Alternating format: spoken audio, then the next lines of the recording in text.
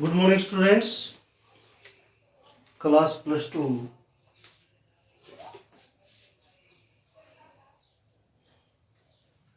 Students, chapter number 7 हमारा start था. Chapter 7 start था. Differentiation exercise 7.10. चैप्टर 7 में एक्सरसाइज 7.10 10th या 9 10 एक्सरसाइज 7.10 रोलीज थ्योरम हमने फर्स्ट 4 सम कंप्लीट कर लिए. अंडरस्टैंड. आज सम नंबर 5 स्टार्ट. क्या कहता है? Verify Rolle's theorem for the function. Function क्या है आपके पास? f(x) is equal to x log x square plus ab divide by a plus b into x. a plus b into x. देखो बच्चों, ये है आपकी ऑन क्लोज इंटरवल. क्या दे रखा है? A B. यहां क्या लिखोगे? फर्स्ट स्टेटमेंट में फर्स्ट पार्ट जो है उसमें क्या लिखोगे? Log function is continuous on real line. तो यहाँ क्या है? Close A to B. Understand. यहाँ क्या रखा है? क्या बोल रखा है? A B belongs to positive. A B belongs to real positive real. यहाँ क्या कहा है? A B belongs to positive real number. तो हमने लॉग का ग्राफ किया था ना. तो लॉग एक्स क्या होता है? लॉग एक्स ग्राफ ये होता है कि x belongs to R positive. Understand. तो हमने क्या किया था? डोमेन क्या होती है? X belongs to R positive. तो हम क्या कहेंगे? लॉग ये ऑलवेज कंटिन्यूअस रहेगा. कब? जब ए बी कहाँ होंगे? पॉजिटिव रियल नंबर होंगे. ए और B when positive real number then it is positive और इट्स आल्सो पॉजिटिव. तो ये क्या होगा? कंटिन्यूअस रहेगा. तो यहाँ क्या लिख दोगे? log x is continuous in this interval closed A B. या क्लोज्ड ए बी में ये क्या होगा? f is continuous closed A B. अब सेकंड में डेरिवेबल करो इसको. f डैश x करो f डैश x. तो f डैश x का इसका डिफरेंशियल करोगे तो इसके लिए आप सबसे पहले fx को है ना कन्वर्ट कर लो. इसको fx इज इक्वल टू क्या लिखोगे? log m minus log n a plus b into x. Understand students. इसको थोड़ा सा और फॉर्म कर लो. log x square plus A B minus log A B A plus B minus log x. तो यहाँ क्या लगा दिया? log m इंटू एन का फॉर्मूला हमने अप्लाई कर दिया. करो differential f dash x. log का डिफरेंस क्या हो जाएगा? 1/x square plus A B minus constant term है 0 log x का 1/x. अंडरस्टैंड. तो ये आपका पास डिफरेंशियल आ जाएगा 1/x square plus A B minus 1/x. है ना. सोल्व करोगे तो पॉलिनोमियल फंक्शन बनेगा. It's also a continuous in open interval A B. Open A B. तो इसको क्या लिख दोगे? ओपन ए बी में यह है जी कंटिन्यूअस है. थर्ड में क्या करोगे? आपका एफ ए निकालो. एक्स इज ए पुट करो. तो ये क्या हो जाएगा? log A square plus A B divide by A plus B into x is हमने ए पुट किया है. तो ये वैल्यू क्या दे देगा? log ए कॉमन निकाला तो a plus b divide by A plus B into a cancel out. तो ये क्या हो जाएगा? 1. तो log 1 की वैल्यू क्या होती है? 0. सेम हेयर एफ बी निकाल दो. वो भी क्या दे देगा आपको? 0. तो यहां से हमें क्या मिला? F a is equal to f b. क्या मिल गया यहां से? F a is equal to f b. Rolle's theorem exist. हम क्या कहेंगे? रोलीज थ्योरम एग्जिस्ट हो गई तो हम क्या निकालेंगे? F dash C is equal to 0. है ना. और सी कोई हमें पॉइंट मिला है जो ओपन ए बी के बीच में है, तो हमें यहाँ से क्या मिला, c belongs to open A B, तो एफ डैश सी यहाँ से निकाल लेते हैं। तो ये था एफ डैश एक्स, ये क्या हो जाएगा, पुट कर दो 1/c² plus A B minus 1/c is equal to 0। 1/c इधर आ जाएगा तो 1/c² plus A b is equal to 1/c, cross multiply करो, c is equal to c² plus A B, तो c² minus c plus A b is equal to 0। Understand? By quadratic formula रख दो minus b, b की value क्या है -1, तो -1 plus minus b², तो -1 का स्क्वायर -4ac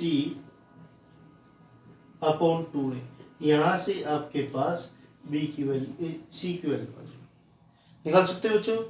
ओके, ये आपका सॉल्यूशन था। नेक्स्ट है,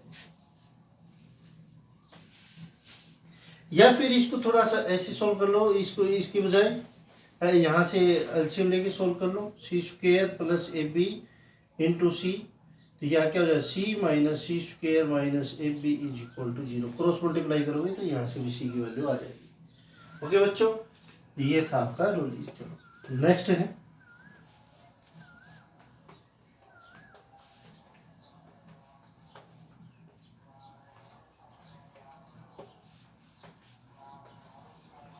sixth sum, verify the condition of Rolle's theorem in the following problem. In each case, find a point in the interval. Same है वही, सिक्स्थ का first question देख, फर्स्ट पार्ट देखें।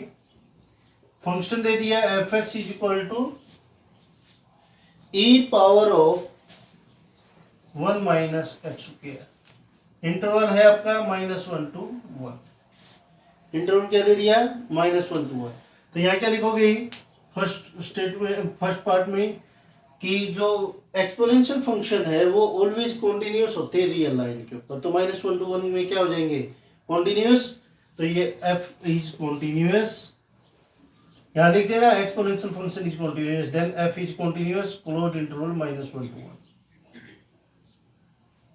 अब डिफरेंशियल करो इसका, f डैश x, तो यहाँ क्या मिल जाएगा, एक्सपोनेंशियल फंक्शन सेम, अब 1 का 0 -2x, तो ये देखो exponential function continuous on real line और polynomial function is all continuous on real line, तो then multiplication is also continuous, तो f dash is also continuous open -1 to 1। Understand? अब third part, अब क्या करोगे, f -1 निकाल दो, तो ये क्या है, e -1 का स्क्वायर, तो यहाँ से क्या मिल गया, e पावर 0 1, तो f1 निकालोगे तो यहाँ पे क्या हो जाएगा, e पावर 0 1, तो f -1 is equal to f1 is equal to 1। यहाँ से हम क्या करेंगे, रोलिस थ्योरम एग्जिस्ट किया, तो हम क्या निकालेंगे, अब c, हमें कोई c मिल जाता है, c कोई वैल्यू मिली जो -1 और 1 के बीच में है, ओपन -1 और 1 के बीच में है ना, या तो c मैक्सिमाइज वैल्यू देगा या मिनिमाइज देगा, तो इस प्रकार से हमें c कोई ऐसा पॉइंट मिला जो टेंजेंट लाइन इसके साथ टेंजेंट बना रही है, असाइनटोट बना रहा है, ऐसा कोई c मिल रहा है, तो f dash c is equal to 0। अब c पुट कर दो इसमें, तो ये क्या हो जाएगा, e 1 minus c² -2c is equal to 0। Understand students? ये हो गया वो e power of 1 minus c² into -2c is equal to 0।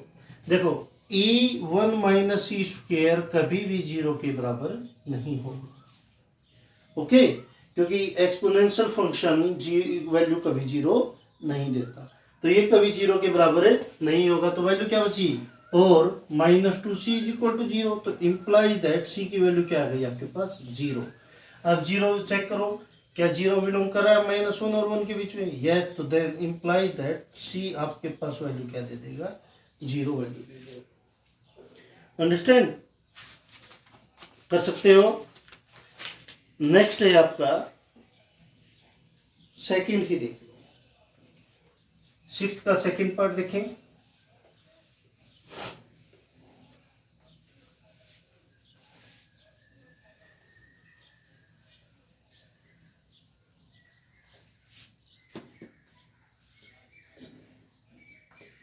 F x है आपका e power x cos x।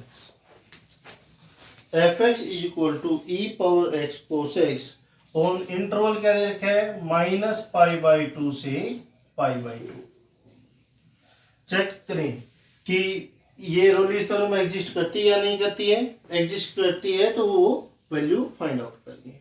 तो सबसे पहले हम क्या करेंगे, फर्स्ट पार्ट में चेक करेंगे कि फंक्शन कॉन्टिन्यूअस है या नहीं है। देखो exponential function is continuous, real all real number, और trigonometric function is also continuous और रियल लाइन। तो देन ये भी कॉन्टिन्यूअस रियल लाइन के ऊपर, ये भी कॉन्टिन्यूअस रियल लाइन, तो दोनों की मल्टीप्लिकेशन भी क्या रहेगी, कॉन्टिन्यूअस रहेगी, कंप्लीट रियल लाइन के ऊपर, होल रियल लाइन के ऊपर। तो f is continuous on closed -1 π/2 to π/2, क्योंकि कंप्लीट के ऊपर यह कॉन्टिन्यूअस रह रहा है, तो इस पार्ट के ऊपर भी क्या रहेगा, कॉन्टिन्यूअस रहेगा। अब सेकेंड पार्ट करो डिफरेंशियल u इंटू वी, तो v सेम ई एक्स का डिफरेंशियल ई एक्स प्लस ई एक्स सेम कोस का डिफरेंशियल माइनस साइन एक्स। तो ये क्या हो जाएगा, e x common cos x minus sine x. तो देखो exponential function continuous real line, cos x minus sine x, trigonometric function is also continuous whole real line. तो real number, whole real number और real number के ऊपर सब कुछ continuous है, तो मल्टीप्लिकेशन इज आल्सो कॉन्टिन्यूअस। तो हम क्या कहेंगे, f dash is also continuous open -π/2 to π/2। Stop. देखो ये क्या हो जाएगा, f dash x is also continuous -π/2 to π/2। तो ये क्या हो जाएगा, ये भी हो गया। तो अब थर्ड स्टेप में क्या करोगे, एफ -π/2 चेक करो। तो ये क्या हो जाएगा, e -π/2 कोस -π/2, तो कोस 90 क्या होता है, 0, तो ये क्या देगा, 0। सेम हियर f π/2 की वैल्यू भी क्या दे देगी, 0। यहाँ से हमें क्या मिला, f -π/2 is equal to f π/2 equal to 0। तो हम क्या कहेंगे कि Rolle's theorem exist, Rolle's theorem exist हो गई। तो सी हमें, सी को ये ऐसा पॉइंट मिल रहा है जो -π/2 और π/2 के बीच में है। C is any of point belongs to -π/2 to π/2, open -π/2 to π/2। ठीक है, तो अब क्या करेंगे, f dash c is equal to 0। अब c निकालने के लिए क्या कर लेते हैं, f dash c is equal to 0। तो ये यहाँ से वैल्यू मिलती है f डैश c, देखो e power of c cos c minus sine c is equal to 0। ये हो गया f डैश c। देखो यहाँ इसमें पुट कर दिया हमने x की जगह c, ठीक है। तो e power c not equal to 0, क्योंकि एक्सपोनेंशियल फंक्शन 0 नहीं होते। Very good. तो बच गया क्या, cos c minus sine c is equal to 0। Okay, तो साइन c को उधर ले जाएंगे तो cos c is equal to sine c, cos से डिवाइड कर दो तो 1 is equal to tan c। तो c की वैल्यू क्या आ गई, π/4। अंडरस्टैंड। अब π/4 देखो इनके बीच में है वैल्यू, -π/2 और π/2 के बीच में बिलोंग करता है, यस। तो हमें रोलिस थ्योरम के अकॉर्डिंग यहाँ c वैल्यू क्या मिलेगी, π/4। Understand students. सिक्स्थ सेम है, और पार्ट 7 देखें।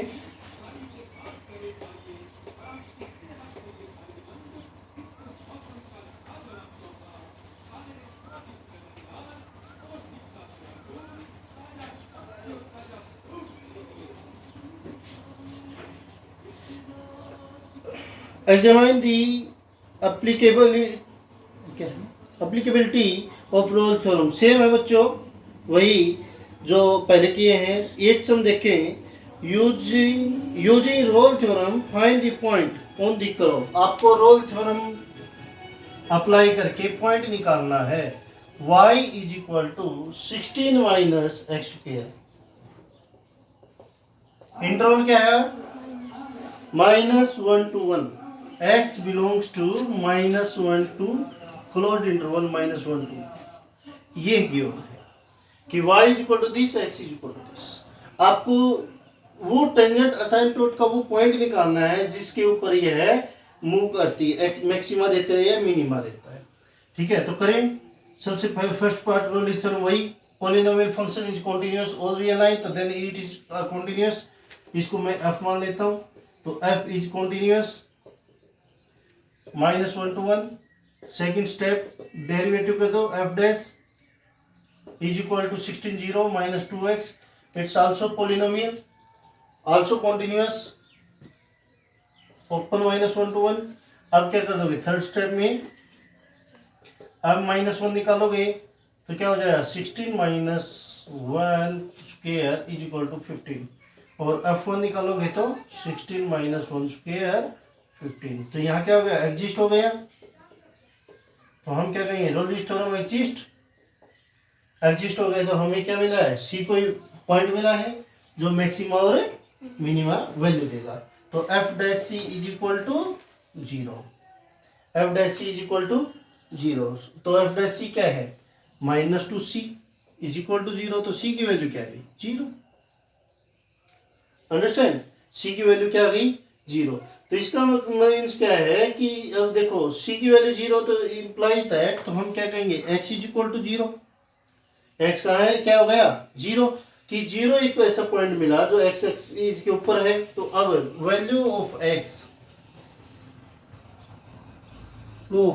पुट इन इक्वेशन फर्स्ट, तो ये इक्वेशन फर्स्ट है।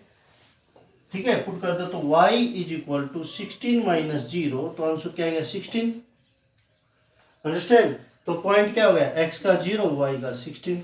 तो इस पॉइंट के ऊपर यह वैल्यू क्या देगा, मैक्सिमा या मिनिमम वैल्यू देगा। अंडरस्टैंड स्टूडेंट्स, तो एक्सरसाइज 7.10 आपकी कंप्लीट हो गई है, रोलिंस थ्योरम कंप्लीट हो गई है। कल हम एक्सरसाइज 7.11 करेंगे, LMVT। क्या करेंगे, LMVT, Lagrange mean value theorem. Okay, यदि आपको कोई प्रॉब्लम है तो आप 7015149077 के ऊपर व्हाट्सएप करें या कॉल करें। Thank you students, good day and have a nice day.